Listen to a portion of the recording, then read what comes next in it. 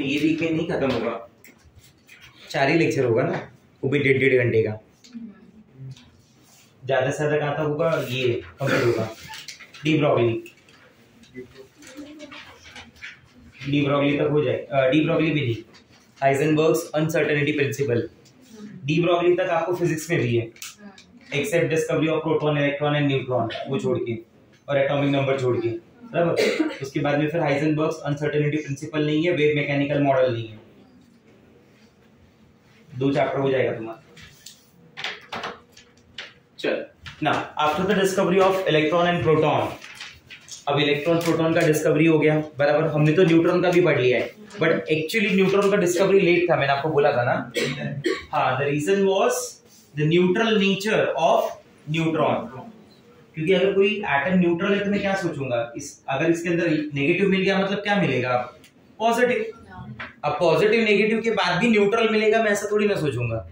इस एटम के अंदर मैं 2 ही सब एटॉमिक पार्टिकल अज्यूम कर सकता हूँ, one is electron and the other one is proton, मतलब one negatively charge and the other one is positively charge. After the discovery of electron and proton, जब ऐसा बात होने लगा कि एटम के अंदर भी सब एटॉमिक पार्टिकल है, तो सबसे पहला पूछा गया थॉमसन को, बराबर, कि ये जो एटम होगा ये कैसा दिखेगा। तो थॉमसन ने क्या बोला कि जो एटम है, इसका जो मॉडल है, ये एटम का जो स्ट्रक्चर है, बराबर, ये होना चाहिए स्फेरिकल। क्या होना चाहिए? स्फेरिकल। उसने रीजन क्या दिया स्फेरिकल होने का, कि नेचर में जो चीजें हैं, नेचर में जैसे मैं बात करूं जो स्टेबल है, जैसे सन हो गया, अर्थ हो गया, वाटर ड्रॉपलेट हो गया, बराबर, तो कौन सा शेप एक्वायर करना चाहते हैं या है, कौन से फॉर्म में? Answer is spherical. अगर उस फॉर्म में है तो उनका एनर्जी जो होगा ना, पोटेंशियल एनर्जी, वो मिनिमम होगा। अगर उनकी पोटेंशियल एनर्जी मिनिमम होगी तो उनकी स्टेबिलिटी मैक्सिमम होगी। एटम इज आल्सो स्टेबल, तो ऐसा माना गया कि एटम का जो शेप होना चाहिए वो क्या होना चाहिए? स्फेरिकल, बराबर। उसने बोला कि ये स्फेरिकल होना चाहिए, और इसको उसने रिलेट किया विथ वाटरमेलन। किससे रिलेट किया? वाटरमेलन। एक थियरी तो ऐसा भी बोलता है कि वो वाटरमेलन खा रहा था, तो उसने उसी से समझा दिया कि इसी की तरह है, जैसे वाटरमेलन के अंदर सीड्स है, बराबर, वो सीड क्या है? इलेक्ट्रॉन, और वो रेड पार्ट क्या है? प्रोटॉन। तो इसने बोला कि ये दोनों एक दूसरे को क्या कर रहे हैं? उनका फोर्स बैलेंस कर रहे हैं, नेगेटिव पॉजिटिव बैलेंस कर रहे हैं, ऐसा बोला। तो इसलिए इस मॉडल को एक और नाम दिया गया, Thomson's atomic model is also known as watermelon model. It is also known as, याद होगा आपको, प्लम पुडिंग मॉडल। याद आ रहा है कुछ? बराबर, प्लम पुडिंग मॉडल के नाम से बोला गया, ठीक है, जिसमें बोला गया कि इसमें इलेक्ट्रॉन और प्रोटॉन, बराबर, दोनों एक दूसरे के फोर्स ऑफ अट्रैक्शन को बैलेंस कर रहे हैं। It maintains electrical neutrality of the atom, बराबर, जो एटम के इलेक्ट्रिकल न्यूट्रलिटी को क्या करता है? मेंटेन करता है। इतना सारा बात बोला गया था कौन से मॉडल में? थॉमसन मॉडल अपने लिए बहुत ज्यादा यूजफुल नहीं, ठीक है। सेकंड जो ज्यादा इंपॉर्टेंट मॉडल जिसका बात हो रहा है, बराबर, वो क्या था अपने पास?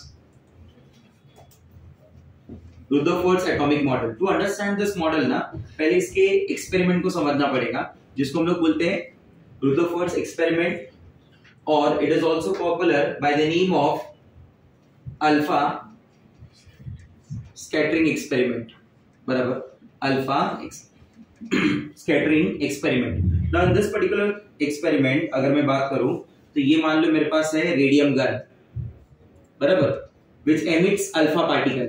ये क्या एमिट करने वाला है? अल्फा पार्टिकल, बराबर, and there is thin sheet of gold foil atom, बराबर, गोल्ड एटम का एकदम थिन शीट है मेरे पास। मान लो ये उसका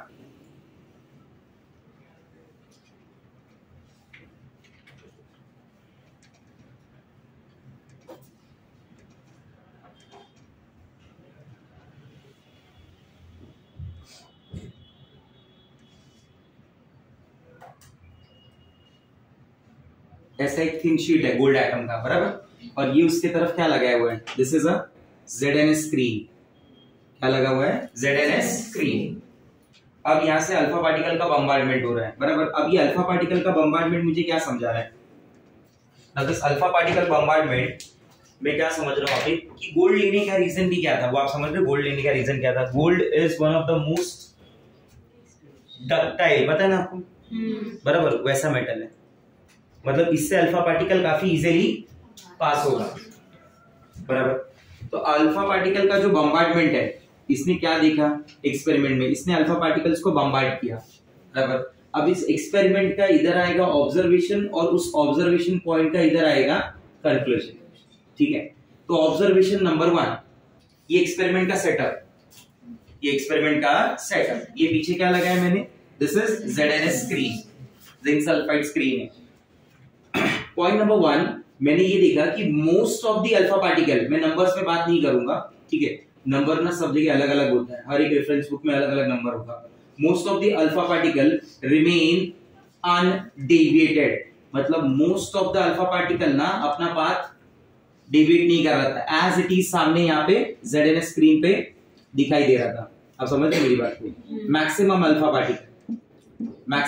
particle remains undeviated, maximum alpha particle remains undeviated, बराबर। अगर मान लो इस रूम में एक छोटा सा टारगेट है जिसको हिट करना है मुझे गन से, बराबर, रबर बुलेट है और उसके अंदर रबर बुलेट प्रेजेंट है और उस छोटे से टारगेट को हिट करना है, ठीक है।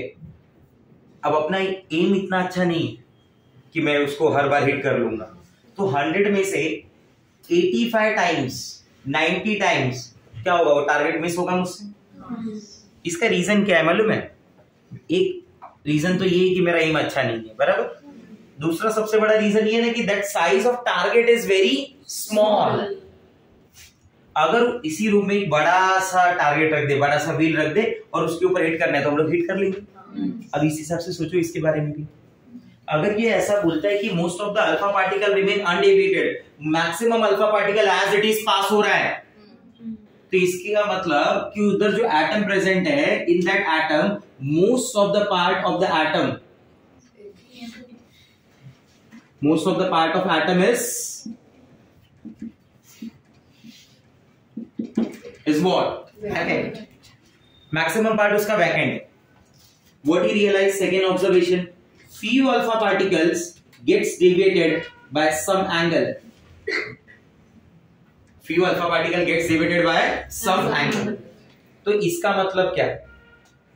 इसका मतलब ये कि अंदर जरूर कोई ना कोई पॉजिटिवली चार्ज मैसिव पार्टिकल है, पॉजिटिवली चार्ज मैसिव बॉडी है। Reason is alpha particles are itself doubly ionised, उनके ऊपर 2+ का चार्ज होता है, पॉजिटिव है वो, बराबर। दूसरा उनका मास 4 AMU का है, बराबर। 4 AMU का मतलब क्या हुआ, 4 times mass of proton. 4 AMU, 1 AMU is what? Mass of 1 proton. 4 AMU बोल रहे थे, it is 4 times mass of 1 proton. अगर मैं कहीं से जा रहा हूं, मेरे को अगर पुश करना है, मेरे को मेरे रास्ते से हटाना है, तो सामने वाला बॉडी मेरे से ज्यादा मैसिव होना चाहिए। नहीं समझा मेरा बात? ये काम इलेक्ट्रॉन नहीं कर सकते हैं, बराबर। और रिपेल कर रहा है, इसका मतलब that body is also positively charge. आ रहा है समझ में? ठीक है। तीसरा point, very few alpha particle gets deviated by an angle of 180 degree. उसने यही स्क्रीन पीछे भी लगा के देखा, बराबर, तो उसको पीछे की तरफ भी 1-2 स्पॉट डेवलप हुए दिखे। इसका मतलब ये जो पॉजिटिवली चार्ज मैसिव बॉडी है, बराबर, that positively charge massive body ये पूरे एटम के एक स्मॉल से पार्ट में प्रेजेंट है। आप समझ रहे मेरी बात? मतलब अगर इतना बड़ा एटम है ना, तो वो इधर है, इधर। आप समझ लो इतना। इस टारगेट को आप कितना अच्छे से हिट करोगे कि 180 डिग्री चला जाए, बहुत कम होगा, ऐसा समझो। That volume of that body, volume of the body is very less. समझ में आ रहा है? सेकेंड और थर्ड, सेकेंड ने ये क्लियर कर दिया कि there is some positively charge body, massive body. Third ने ये क्लियर कर दिया कि that volume of body is very very less. वो जो टारगेट में बता रहा था उससे समझ लो। 100 में से अगर मैं 100 की बात करूं ना, तो 100 में से शायद एक ऐसा अल्फा पार्टिकल होगा जो मेरा हिट होगा, एक वो रबर बुलेट होगी जो हिट होगी, वैसा वाला सिचुएशन है। क्लियर हो रहा है बात? तो इस पॉइंट से वो क्या मॉडल प्रपोज करेगा, देखो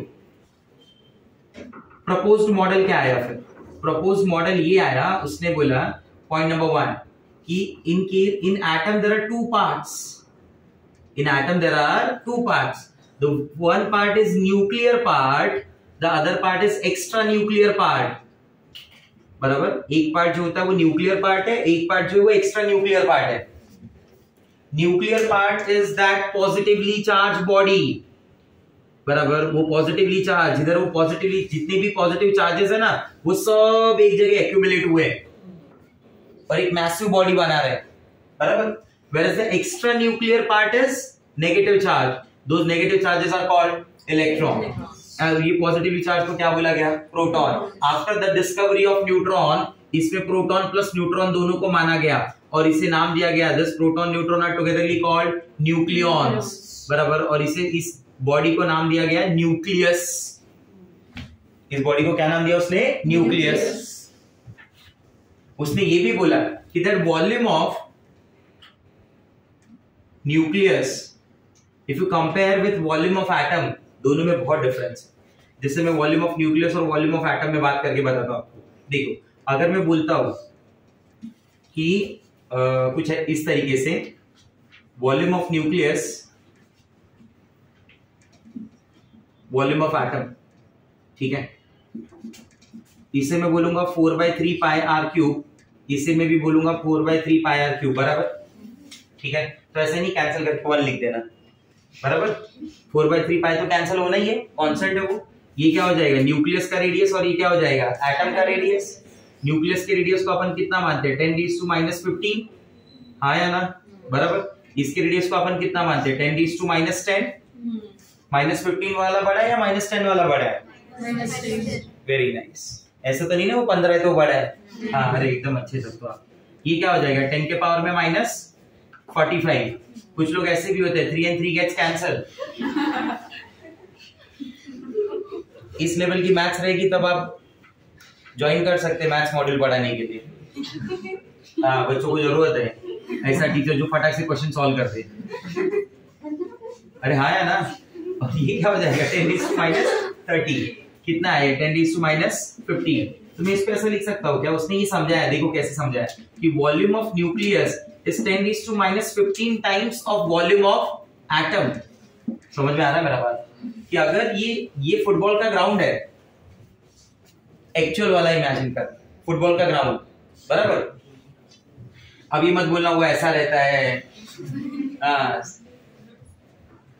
नहीं तो वो भी चालू हो जाएंगे कुछ लोग। अज्यूम करो खाली ऐसा, बराबर, या फिर अज्यूम करो क्रिकेट का ग्राउंड है, चलो, हाँ, प्रॉब्लम नहीं।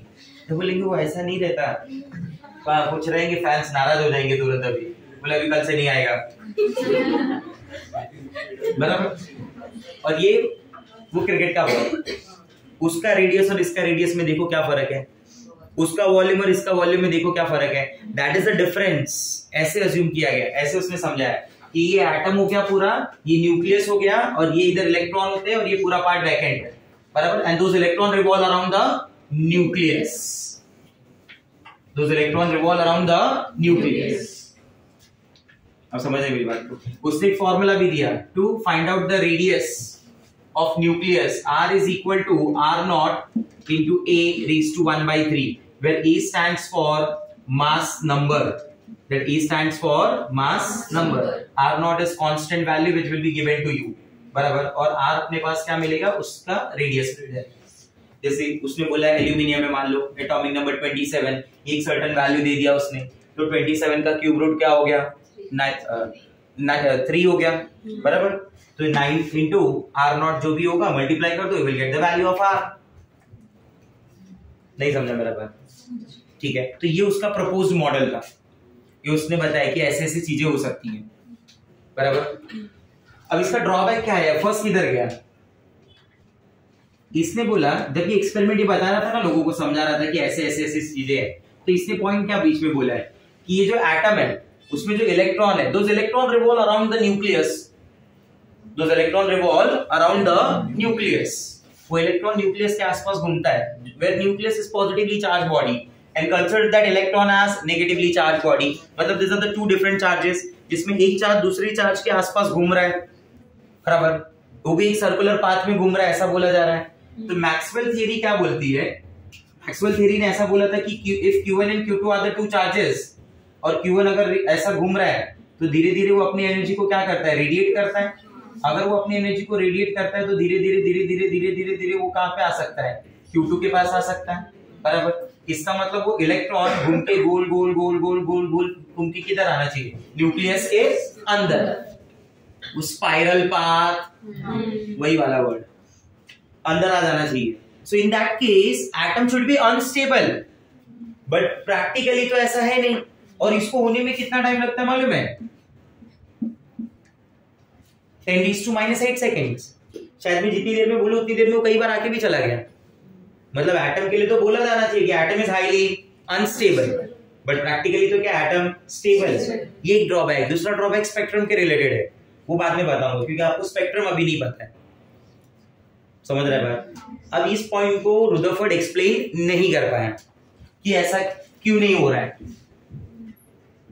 समझा लॉजिक क्या था? कि अगर मैक्सवेल थ्योरी ने जो प्रूव किया है कि दो चार्ज है और वो चार्ज रेडिएट होता है, तो चार्ज दूसरी न्यूक्लियस के अंदर गिरना चाहिए, बट इसमें तो ऐसा नहीं हो रहा है। और आप बोल रहे हो कि electron revolve around the nucleus. उसने बोला आप सही बोल रहे हो, उस हिसाब से ऐसा होना चाहिए। तो उसने माना कि मैं ये एक्सप्लेन नहीं कर पा रहा, तो ये उसका ड्रॉबैक हो गया। बट काफी सारी बातें यहां से क्लियर हो गई। बोलो हाँ या ना? प्रॉपर्टीज ऑफ चार्जेस, आगे का पॉइंट पढ़ने के लिए ना आपको चार्जेस के कुछ मतलब पॉइंट्स पता होने चाहिए। ये काफी इजी पॉइंट है, फिजिक्स में आपने कई बार पढ़ा हुआ है। जैसे पॉइंट नंबर 1, चार्ज। ये जो चार्ज होता है ना, दिस चार्ज में बी पॉजिटिव और दिस चार्ज में बी नेगेटिव। पॉजिटिव में होगा तो वैल्यू क्या होती है मालूम है? प्लस 1.602 इंटू 10⁻⁻⁹ कूलम, और नेगेटिव में होगा तो वैल्यू होती है minus 1.602 into 10⁻⁻19 coulomb. Now don't be under impression कि पॉजिटिव का चार्ज बड़ा है और नेगेटिव का चार्ज छोटा है, ऐसा कुछ नहीं। अब बात समझ रहे हैं? मैं ऐसा बोलना चाहता हूं कि मान लो 50 पॉजिटिव इस तरफ है, 50 नेगेटिव इस तरफ है। आप समझ रहे मेरी बात? नंबर तो एक ही है ना भाई, only their charges are different. तो ऐसा नहीं कि ये 50 पॉजिटिव बड़ा है, ये 50 नेगेटिव छोटा है। समझा मेरा बात? ठीक है। जब प्लस में प्रोटॉन में बात करते हैं तो उसको प्लस ही बोलते हैं, और जब इलेक्ट्रॉन में बात करते हैं तो उसको माइनस ही बोलते हैं, बराबर। पॉइंट नंबर 2, दिस चार्जेस, ये ऑलरेडी अपना डिस्कशन हुआ है पहले भी, this charge is quantised. Q is equal to NE, Q is equal to NE। Force of attraction पे Q1 और Q2 दो चार्जेस हैं, रेडियस r पे रखे हुए, मतलब दोनों का रेडियस r नहीं बोलूं मैं, ऐसा बोल दूं डिस्टेंस r पे रखे हुए, दोनों के बीच का डिस्टेंस क्या है? r। तो उनके बीच का फोर्स का फॉर्मूला क्या है? Force is equal to K into Q1 Q2 upon r square. याद आ रहा है? बराबर। पॉइंट नंबर 4, पोटेंशियल एनर्जी दो चार्जेस के बीच के लिए, बराबर क्या हो जाएगा? K Q1 Q2 upon r, K Q1 Q2 upon r। Case 1, अगर मैं बोलता हूं Q1 और Q2 में दोनों पॉजिटिव है, दोनों क्या है? पॉजिटिव। दोनों क्या है? पॉजिटिव। तो उनका रेडियस आप जितना डिक्रीज करेंगे, दोनों पॉजिटिव है ना, उनका पोटेंशियल एनर्जी उतना पॉजिटिव आएगा, उतना जितना पोटेंशियल एनर्जी जितना पॉजिटिव होता जाएगा, वो सिस्टम उतना हाईली अनस्टेबल होता जाएगा। Try to understand this. If energy increases, the stability decreases. Potential energy of any system is inversely proportional to its stability। समझ रहे हैं आप? केस 2 में मैं ऐसा बोलूंगा कि Q1 और Q2 मान लो अगर ऐसा है, Q1 Q2 एक प्लस है और एक माइनस है, एक प्लस है और एक बराबर, और आप रेडियस डिक्रीज कर रहे हैं, तो प्लस और माइनस है, ये प्लस ये माइनस। K जो होता है ना, K का वैल्यू होता है 9 into 10⁻⁹ SI unit, CGS unit में होता है 1। मतलब दोनों केसेस में वैल्यू क्या है? पॉजिटिव। तो अगर ये पॉजिटिव है नेगेटिव है, तो इसका पूरा ओवरऑल प्रोडक्ट क्या आएगा? नेगेटिव। मतलब your potential energy will be negative. अब जितना r आप उसका रेडियस कम करते जाएंगे, वो नेगेटिव उतना बढ़ जाएगा। अरे बोलो हाँ या ना? अगर ये नेगेटिव हो रहा है तो इसका मतलब ये सिस्टम क्या हो रहा है? स्टेबल या अनस्टेबल? हाँ, ऐसा सिस्टम क्या होगा, स्टेबल। और सच बात है ना, ये दोनों एक दूसरे को क्या कर रहे हैं, अट्रैक्ट। जब अट्रैक्ट कर रहे हैं तो स्टेबिलिटी बढ़ रही है, ऐसा सोचना है। थर्ड केस में मैं ऐसा बोल दूं, ये Q1 हो गया और ये Q2 हो गया, ये भी नेगेटिव है, ये भी नेगेटिव है। माइनस इंटू माइनस क्या आएगा, -3 इंटू -5, -15 या 15, मतलब overall the potential energy becomes positive. अगर इस केस में भी दोनों माइनस को आप नजदीक ला रहे हैं, मतलब रेडियस को आप कम कर रहे हैं, एक डिस्टेंस पे, वो r के डिस्टेंस पे आप उससे उन दोनों को क्या कर रहे हो, कम कर रहे हो, तो सिस्टम क्या होगा, उसको रिपेल करेगा ना, हाँ या ना, बराबर। सिस्टम अगर रिपेल करेगा मतलब वो क्या है, स्टेबल या अनस्टेबल है। किसी ऐसे के साथ आपको बिठा दिया जिसको आपको देखना नहीं पसंद, आपको बिठाया उसके साथ में, हाँ या ना, और बोल भी रहे बात कर इससे, तो सिस्टम क्या होगा, स्टेबल या अनस्टेबल, अनस्टेबल ही होगा ना। नहीं समझा मेरा बात, बराबर क्लियर हो रहा है मेरा point. Point number 5, electric field के अंदर फोर्स कैसे देखते हैं हम लोग, बताओ। इलेक्ट्रिक फील्ड का फोर्स क्या होता है, क्या फॉर्मूला है इलेक्ट्रिक फील्ड के फोर्स का,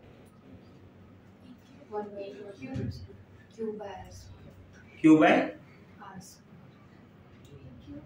E Q into V,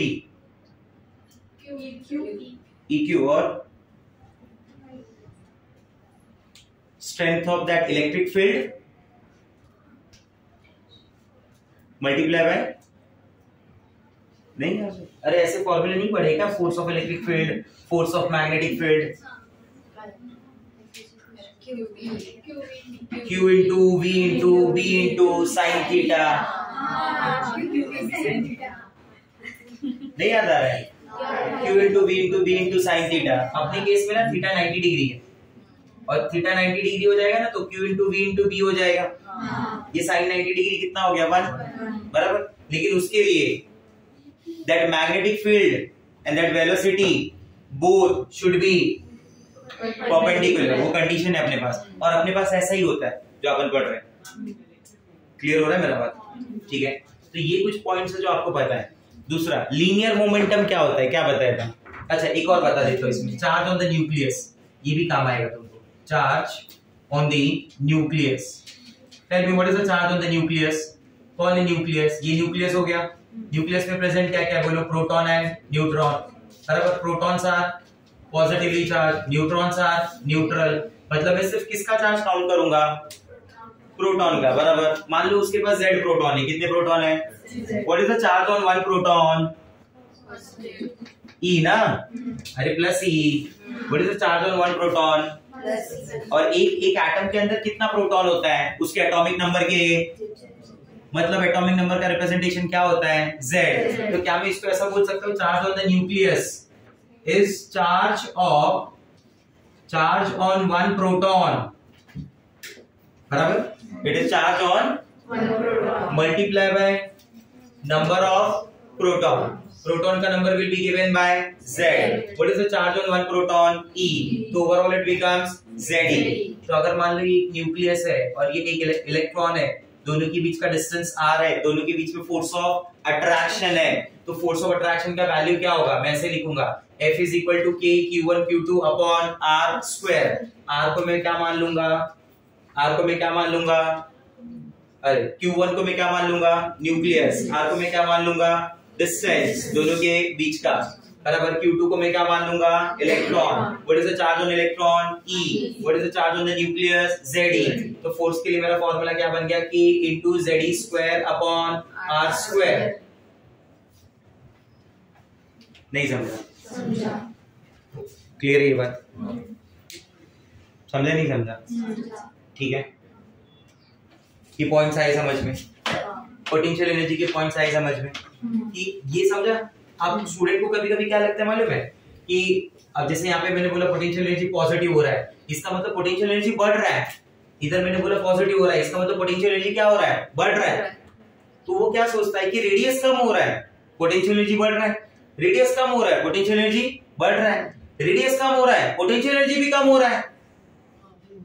इधर उसको डाउट आ जाता है, उसका रीजन क्या है, Q1 और Q2। क्योंकि पोटेंशियल एनर्जी अब नेगेटिव के टर्म्स में आ रहा है, और नेगेटिव जितना ज्यादा होता जाएगा उतना उसका स्टेबिलिटी बढ़ता जाएगा। आप खुद सोचो किसी सिस्टम को, कौन सा वाला सिस्टम स्टेबल होगा, जिसमें प्लस और प्लस को मैं नजदीक ला रहा हूँ, जिसमें प्लस या माइनस नजदीक ला रहा हूँ, प्लस या प्लस माइनस वाला। प्लस प्लस वाला नहीं होगा, माइनस माइनस वाला नहीं होगा। क्यों नहीं होगा? क्योंकि मैं उन दोनों की रेडियस को डिक्रीज कर रहा हूँ। वो स्टेबल फील कर रहा है, अनस्टेबल अनस्टेबल। नहीं समझा मेरा बात?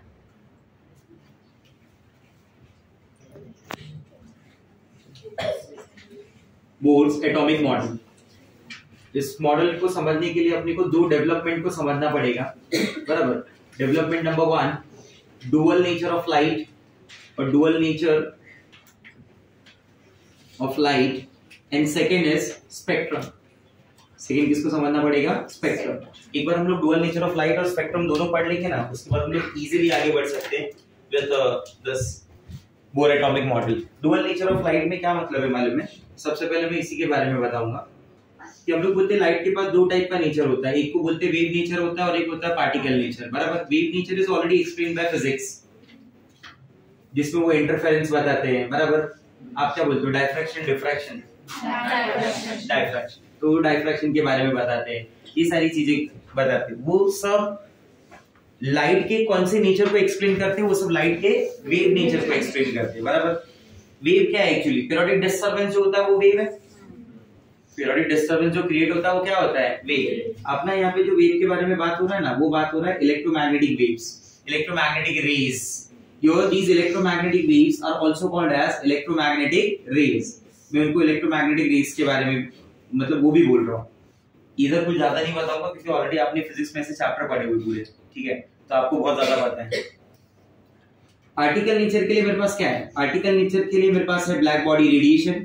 पार्टिकल नेचर के लिए मेरे पास है फोटो इलेक्ट्रिक इफेक्ट। ये सब ऐसे फेनोमेना है जो hot body radiation, black body radiation, photo electric effect, जो लाइट के कौन से नेचर को एक्सप्लेन करते हैं? Particle nature.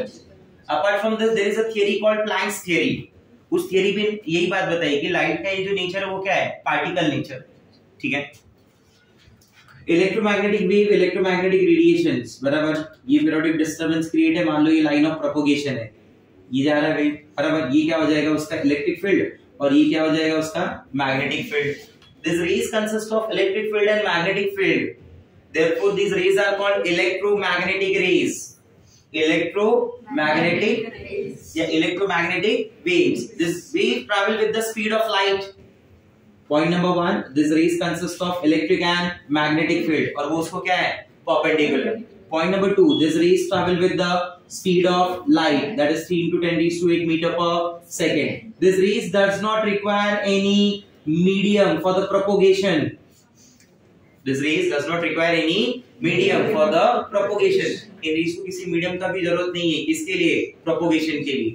वेव कैरेक्टरिस्टिक में एक वर्ड आता है wavelength, lambda. It is a length of the wave, wavelength, length of the distance between two consecutive crest और ट्रफ। याद आ रहा है कुछ? इसमें किसी को डाउट होगा ना भाई तो पूछ लेना, मैं कुछ बहुत ज्यादा नहीं बता रहा हूँ इसके बारे में, ठीक है।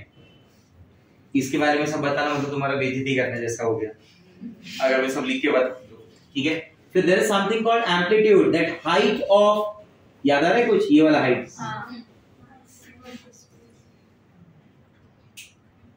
which indicates the intensity also। 0 maximum, 0 minimum, 0 फिर मैक्सिमम, याद आ रहा है कुछ? ठीक है। There is something called frequency which is represented by nu. Is the number of wave pass through a point in 1 second. That is frequency. Unit hertz per second. कितना cycle पास होगा वेव का? साइकिल पर second. Kilo hertz ऐसा सब भी बोलते हैं। Mega hertz नहीं सुना है? वो रेडियो वाली फ्रीक्वेंसी ऐसा सब लिखा रहता है ना, मेगा हर्ट्स नहीं?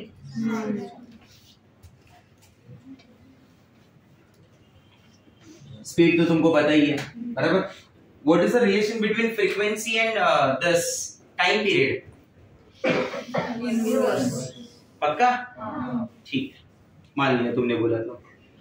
New bar, there is something called nu bar, wave number. It is the number of wave it is the number of wave present in per unit distance, per unit centimetre और per unit metre, बराबर। मैं बोलता हूँ ये 1 metre है, इस 1 metre के अंदर जितना भी वेव होगा ना, जितना भी वेव नंबर होगा इस 1 मीटर के अंदर, उतनी वेव को मैं बोलता हूँ wave number. That's why its unit is per metre और पर सेंटीमीटर, बराबर। What is the relation between lambda and nu bar, you know ना। अच्छा चलो पहले ये बता दो, nu is equal to c by lambda तो सुना ही है, बराबर। क्या मैं इसको ऐसे भी लिख सकता हूँ सी इंटू 1 बाय लैम्डा, क्या मैं इसको ऐसे भी लिख सकता हूँ सी इंटू न्यू बार, याद आ रहा है? ठीक है, इसके ऊपर क्वेश्चन कराना बेकार है, क्वेश्चन मिलेगा तुमको डीबीपी में। Nu is equal to c by lambda, c into 1 by lambda, 1 by lambda can be written as nu bar, बराबर। तो what is the relation between lambda and nu bar? Inverse. What is the relation between nu and lambda? Inverse. वो आपको wavelength दे देगा, सी पता है मेरे को पहले से इलेक्ट्रोमैग्नेटिक रेडिएशन का, मुझे क्या मिल जाएगा? New. When these rays, when these waves are arranged in their increasing order of wavelength, in their increasing order of wavelength, is called electromagnetic spectrum. Either increasing order of wavelength or decreasing order of frequency, क्योंकि relation दोनों का inverse है। Cosmic rays मुझे याद आ रहा है, उसका वेवलेंथ सबसे कम, उसका एनर्जी सबसे ज्यादा, मतलब चलो अभी एनर्जी मत बोलो, अभी फ्रीक्वेंसी बोल दो। डेंजरस सबसे ज्यादा वही है, ऐसा बोला जाता है। सन के इनर कोर की वो जो रेज है ना, वो कौन सी रेज है? Cosmic rays. वो इधर आई मतलब अपन निकल चुके हैं, समझा नहीं समझा? बराबर। और सबसे लॉन्गेस्ट वेवलेंथ वाली होती है लॉन्ग रेडियो वेव्स। सीक्वेंस पता है ना तुमको पूरा? हाँ है ना? कौन सी रेज है बोलते जाओ मुझे, बहुत टाइम लग रहा है भाई।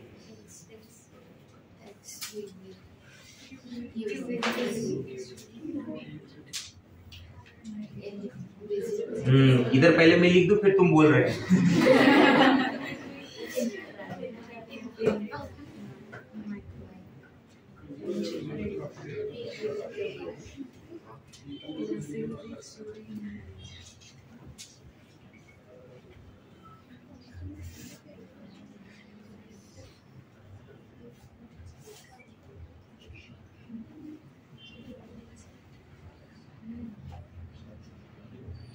Wavelength increases, frequency decreases.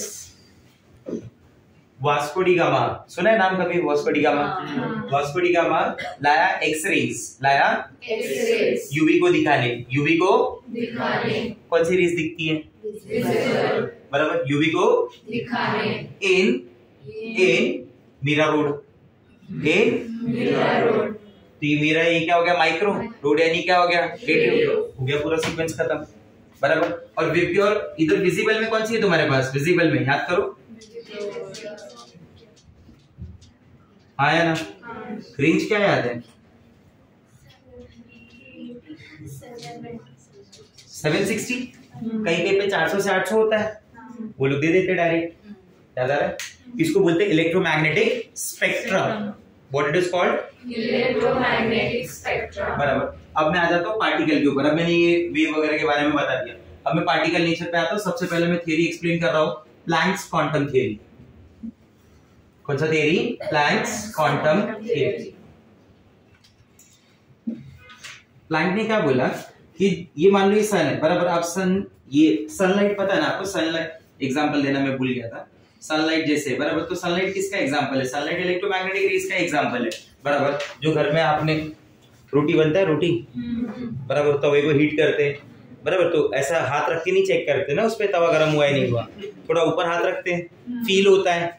वो भी क्या है? इलेक्ट्रोमैग्नेटिक रेडिएशन ही है वो जो फील हो रहा है आपको। तो ये सब जो मैं बोल रहा हूँ ना, ये rays, this are the electromagnetic rays. ये कौन सी रेज होती है? Electromagnetic rays. तो उसने क्या बोला मालूम है? कि सन से जो लाइट आ रहा है, अपना मानना ऐसा था कि this rays come in the form of wave, दिख रही है, बराबर। इसको बोलते हैं कंटिन्यूअस फॉर्म। क्या बोलते हैं? कंटिन्यूअस, बराबर।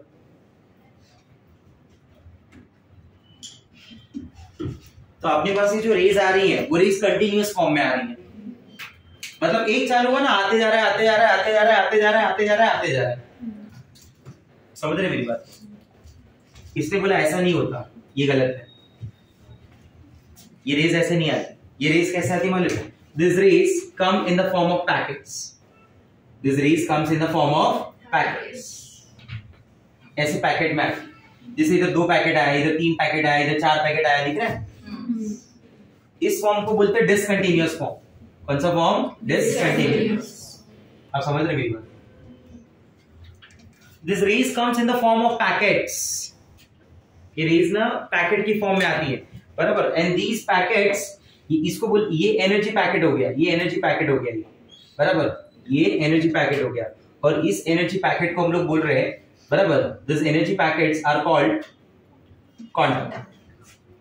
क्वांटा, बराबर। क्वांटा ऑफ विजिबल लाइट, वापस बोलूं, quanta of visible light is called photon. Quanta of visible light is called photon. Visible light के क्वांटा को फोटोन बोला जाता है, बराबर।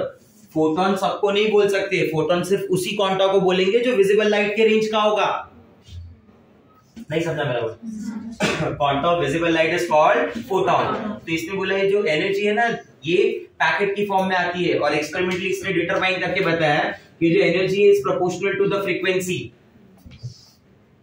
This energy is proportional to the frequency, where we can write it like this, E is equal to h nu, बराबर। We can write it like this, hc by lambda. We can write it like this, h nu bar.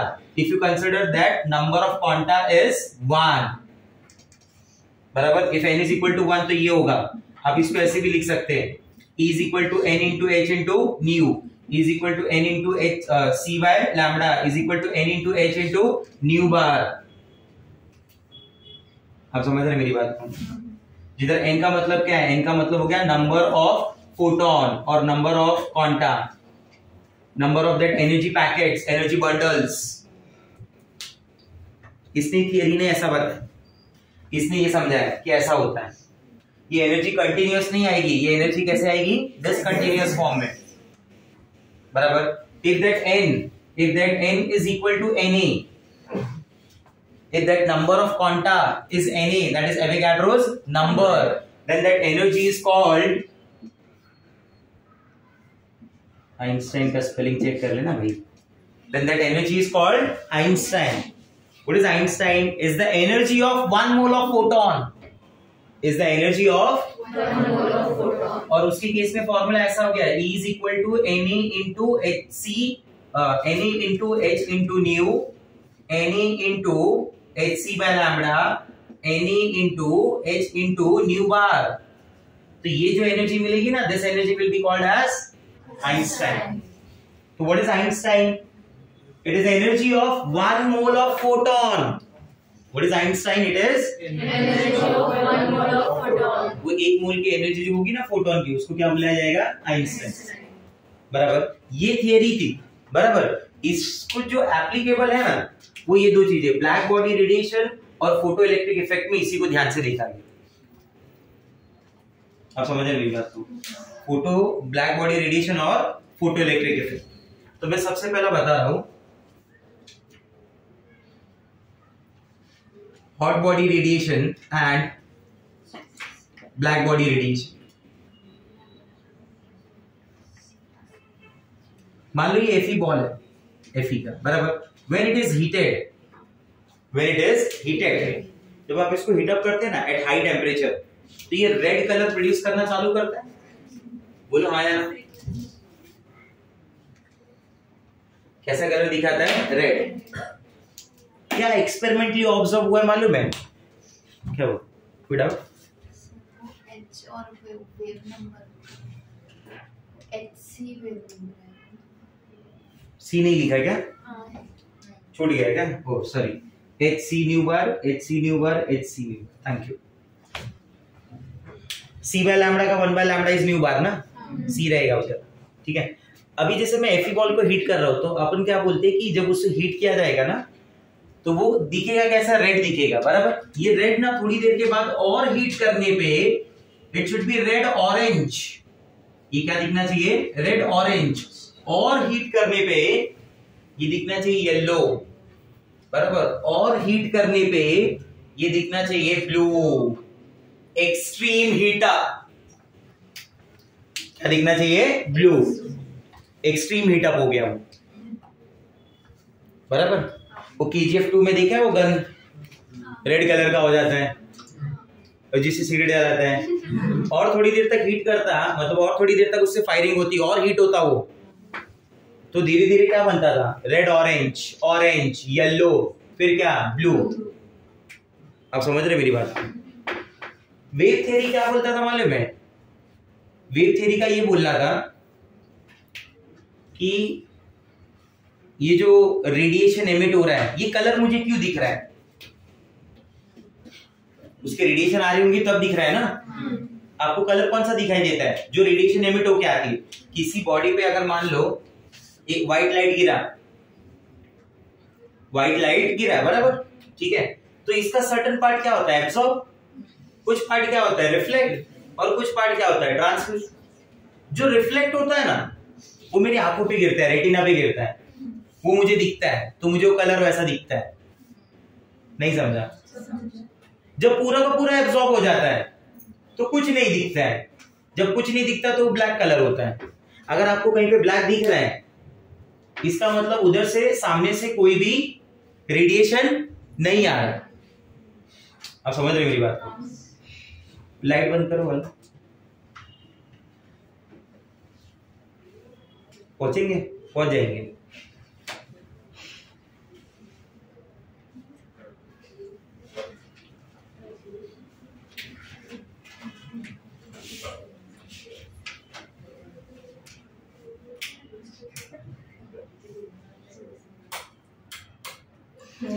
अब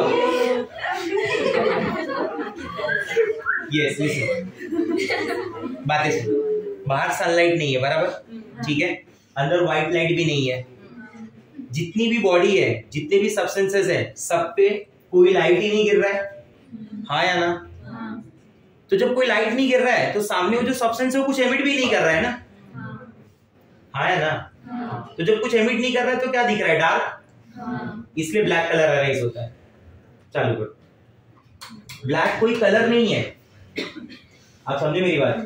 black कोई colour नहीं है, मुझे कुछ दिख नहीं रहा है इसलिए ब्लैक है। अगर आपने ब्लैक कलर का टी शर्ट पहना है, मतलब वो टी शर्ट जो है वो क्या कर रहा है? सारे कलर्स को, इसलिए तो गर्मी के टाइम पे ब्लैक कलर यही है, क्योंकि क्या करता है? सारे कलर को एब्सॉर्ब करता है ना, कुछ रिफ्लेक्ट नहीं कर रहा है, हीट बढ़ रहा है। आप समझ रहे मेरी बात? इसलिए उसको बोलते हैं डार्क। क्या बोलते हैं? डार्क। और अपन उसको कलर में बोलते हैं ब्लैक। अपन कलर में क्या बोलते हैं? उसको ब्लैक। वेव थ्योरी क्या बोलता था कि ये जो एमिटेड रेडिएशन है ना, ये जो इलेक्ट्रोमैग्नेटिक रेडिएशन आ रही है, now try to understand the point. ये जो इलेक्ट्रोमैग्नेटिक रेडिएशन आ रही है, this radiation does not depend on the wavelength and frequency. These radiations does not depend on the wavelength and frequency, they depend only on the intensity. If my question is, if they depend on the intensity, then that color should be light or bright. आप समझा मेरा बात? वो colour ना या तो light दिखेगा या तो ब्राइट दिखेगा। कलर चेंज कैसा होगा? अलग रेडिएशन कैसा आएगा, अलग वेवलेंथ कैसा आएगा? आप समझे मैं क्वेश्चन क्या पूछना चाहता हूं आपसे? नहीं समझे शायद से, मैं वापस बोलता हूं। वेव थ्योरी क्या बोलता है मालूम है? वेव थ्योरी ने बताया कि अगर ये जो रेडिएशन जो एमिट हो रहे हैं किसी बॉडी से, मैंने आपको बोला ये सब क्यों दिख रहे हैं? क्योंकि वो Fe का बॉडी हीट लेने के बाद रेडिएशन एमिट कर रहा है ना। वही तवे के एग्जांपल पे वही बताया था ना मैंने कि ऊपर आप ऐसा हाथ रखते तो क्या वो रेडिएशन एमिट कर रहा है, उससे पता चल रहा है। वो ऐसा रेडिएशन होगा जो विजिबल रेंज का नहीं होगा, इसलिए मेरे को दिखता। बात खत्म हो गई उधर ही। You got my point? ये ऐसा रेडिएशन है जो विजिबल का है, इसलिए मुझे दिख रहा है। हाँ, अगर वो मुझे दिख रहा है तो मैं पॉइंट अब क्या बोलना चाहता हूँ? वेव थ्योरी बोलता है कि that depend only on the intensity. Electromagnetic radiation they depend only on the intensity. अगर इंटेंसिटी पे डिपेंड करता है तो intensity is related with what? Brightness. तो अगर वो एक ही वेवलेंथ दे रहा है तो वो कलर या तो रेड दिखना, मतलब या तो हल्का रेड दिखे या तो गाढ़ा रेड दिखे, या तो वो लाइट दिखे या तो वो ब्राइट दिखे। कलर चेंज हो रहा है इसका मतलब वो दूसरी भी वेवलेंथ फेंक रहा है ना। वो वेवलेंथ उसके साथ कैसे आएगी? वो वेवलेंथ तो उसके बाद आएगी, और हीट कर रहे हो तो दूसरी वेवलेंथ देने लगा। तो ये कंटिन्यूअस नहीं हुआ, ये तो क्या हुआ? डिसकंटिन्यूअस। वेवलेंथ तो अलग हो गया ना भाई। तो it does not depend on the intensity, it depends on the frequency and wavelength. ये फ्रीक्वेंसी और वेवलेंथ पे डिपेंड कर रहा है। शायद आप ये बात समझे नहीं अभी भी कि इंटेंसिटी पे डिपेंड नहीं कर रहा है, वो इंटेंसिटी पे डिपेंड नहीं कर रहा है। आप यही सोचो ना, अगर इंटेंसिटी पे डिपेंड करता तो वेवलेंथ तो एक ही आएगी ना भाई। क्या होगा, कभी ज्यादा वेवलेंथ आएंगी उसकी या तो कम आएगी। जब ज्यादा आएगी तो ज्यादा डार्क दिखेगा वो कलर, कम आएगी तो कम डार्क दिखेगा। कलर कैसा चेंज हो सकता है? कलर तो तभी चेंज हो सकता है जब वेवलेंथ चेंज हो जाए, अलग आने लगे। आया ना? एक second.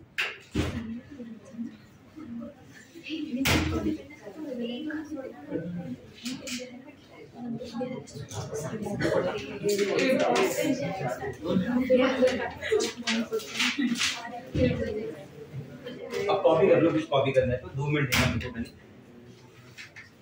We'll leave you by 6:45, don't worry. Wave theory बोलता है कि डिपेंड्स ऑन द इंटेंसिटी, बराबर। बट अगर ऐसा होता तो कलर चेंज ही नहीं होना चाहिए था। मतलब वेव थ्योरी ने जो बोला वो गलत है, इसमें कलर चेंज हो रहा है, बराबर। मैं आपको और कुछ समझाता हूँ तो आपको थोड़ा और रियलाइजेशन आएगा। अब जैसे मान लो कि अगर मैं ऐसा बोलता हूँ,